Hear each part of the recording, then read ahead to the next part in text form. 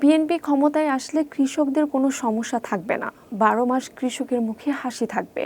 স্বাধীনতার পর যারা বাংলাদেশের ক্ষমতায় এসেছে তারা যে প্রতিশ্রুতি দিয়েছিল তা পূরণ করেনি। তারা বাংলাদেশের মানুষকে হতাশ করেছে। শহীদ জিয়া 2 বছরের মাথায় বাংলাদেশকে খাদ্যে স্বয়ংসম্পূর্ণ করেছেন। 5,000 টাকা পর্যন্ত কৃষি ঋণ মওকুফ করেছেন।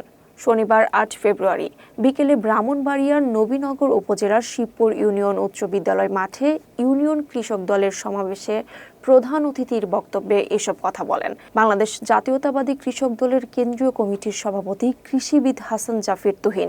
এ সময় তিনি আরও বলেন, আগামীতে বিএনপি ক্ষমতায় গেলে ইউনিয়ন পর্যায়ে ক্রয় কেন্দ্র স্থাপন, শস্য বীমা চালু, খাল খনন কর্মসূচি পূর্ণ প্রবর্তন সহ নানা কর্মসূচি গ্রহণ করা হবে।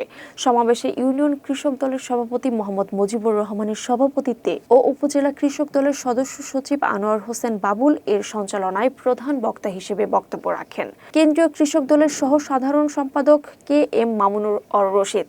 বিশেষ অতিথির বক্তব্য রাখেন জেলা বিএনপির আহ্বায়ক advocate M A Mannan, Comilla বিভাগীয় কৃষক দলের সাংগঠনিক সম্পাদক এনায়েতুল্লাহ খোকন, জেলা কৃষক দলের আহ্বায়ক আবু শামীম মোহাম্মদ আরিফ, সদস্য সচিব জিল্লুর রহমান, উপজেলা বিএনপির সাংগঠনিক সম্পাদক আশরাফ হোসেন রাজু, পৌর কৃষক দলের আহ্বায়ক আনোয়ার হোসেন সহ অন্যান্যরা।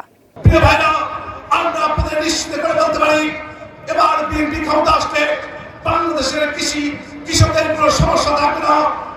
12 মাস কৃষকের মুখে হাসি থাকবে ইনশাআল্লাহ।